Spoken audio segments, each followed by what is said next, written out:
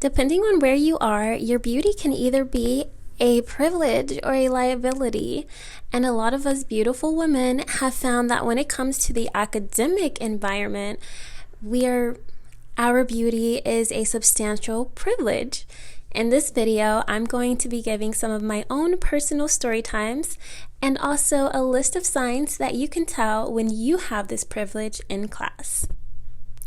Some of the pretty privilege that I've experienced from my teachers has been not being penalized for things that other students get penalized for, being excused from big assignments that were a huge part of the grade, and getting better grades than I should have gotten on certain things. This is not the extent, there's a lot more, but I'm only going to tell 2 story times in this video, and maybe, hopefully, some of you pretty girls will drop more story times down below. I started this new class. I don't remember the class it was. It was a media class. And I had this teacher. She was this cute European woman. I think she was from France. She was a little feisty. I liked her personality, though. I didn't want to go to class one day. For no reason in particular, I just didn't want to go to class. And so I showed up to class, either it was like 30 minutes or like an hour late. I don't remember which one. But it was substantially late. And then at the end of class, most teachers, first of all, most professors don't even care if you show up late to class. Like, you just let them know that you were late. They take attendance. That's it. Well, this woman, I guess since she was from Europe, maybe they do things different over there. I have no idea. But all I know is that she was not happy that people had showed up to her class late. And it was maybe 4 people, including myself.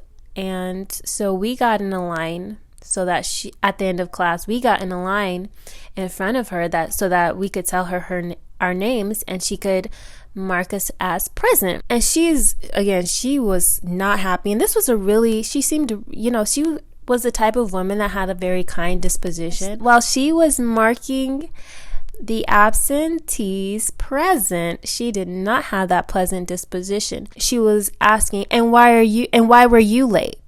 like that. And so then that person would give their excuse, and she told them she said, okay, step to the side and wait. So she was telling people to step to the side and wait. And I was in line watching her talk to these other students, and I'm thinking, like, what is this? Like, we're in trouble for being late? Like, so I'm standing in the back of the line deciding that I need to come up with a good reason for why I was late. I'm standing there like, okay, let me come up with a good reason. Let me come up with a good lie. And so it was finally my turn, and I just said my name, and she looked at me, and it was like a pause. And then she was like, you are so sweet. You are just so sweet. You just have this sweet, open face. And then she marked me present on her little clipboard, and she was like, go ahead, honey. You have a great day. And this guy that was standing near me that she had told to step to the side and wait, he looked up from I guess the homework that he was holding. He looked up with just this look of incredulousness on his face. You could just tell he was like, what the actual F? And I was happy. I was like, oh, I'm not in trouble. I bounced and hopped my little butt up out of that class because I was like, let me leave before she changes her mind.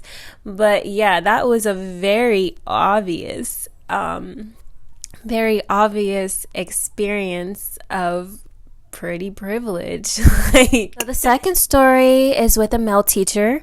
And I remember for this class, we had this big paper that we had to do in the class. If you did not do this assignment, okay, so it was a paper that was based on like an event that was going on campus. So you had to go to the campus event and then you had to do a paper. And if you did not do this paper, the best grade you would be able to get in the class was a C. And the only way you would even get that good of a grade is if your attendance was perfect and you did pretty good on the quizzes. In this class, I guess I just kind of forgot about the main paper. I forgot about the event, or I was confused and I didn't realize that it was mandatory, like we had to go to the event. So then I didn't go to the event and then I couldn't do the paper. I have perfect attendance. I did not get perfect points on the quizzes. So at the end of the semester, I was stressing. I was like, oh my God, I'm going to fail this class. Like, I got to go talk to this man. So I went to his office.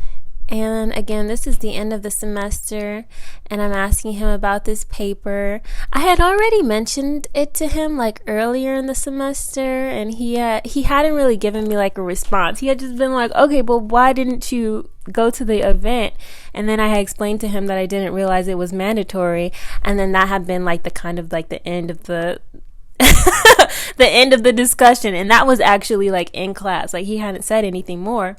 So this is at the end of the semester, and I'm talking to him in his office about, like what's going to happen with my grade. Am I going to pass? Like, telling him I'll do like extra credits or any extra credit that I can do, any last minute extra credit. Like, I just really need to pass this class. And he just kept saying, yeah, don't worry about it. Don't worry about it.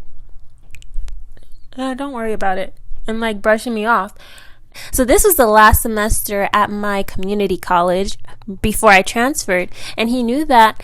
So he was changing the subject. After he said that, he would change the subject and be like he was talking about how it was my last semester, and he was like, so I guess we're not going to see each other again. And I was like, I guess not. He was like, I mean, you can always come and visit. You know where I am. And I was like, okay. He was like, yeah, I'll be here if you ever want to come and say hi.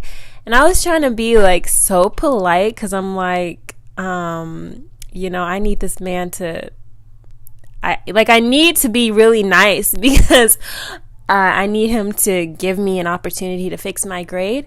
But also, I wasn't, and it's not like I was going to be rude or anything. I was just like kind of indifferent. Like, what? Like, why in the heck of it would I come back up here just to say hi to you? Like, why would I come back up to school just to say hello? Like who are you? Like what? He was a good teacher. He was a nice teacher, but he was just a regular teacher. It wasn't like we had formed a bond or like done anything outside of class. Like I was so confused, you guys. I was so very confused. So yeah, he's just going on and on. That's kind of how the conversation ended. And then later, when you can see your end of the semester grade, I had an A-. So yeah, I had an A-.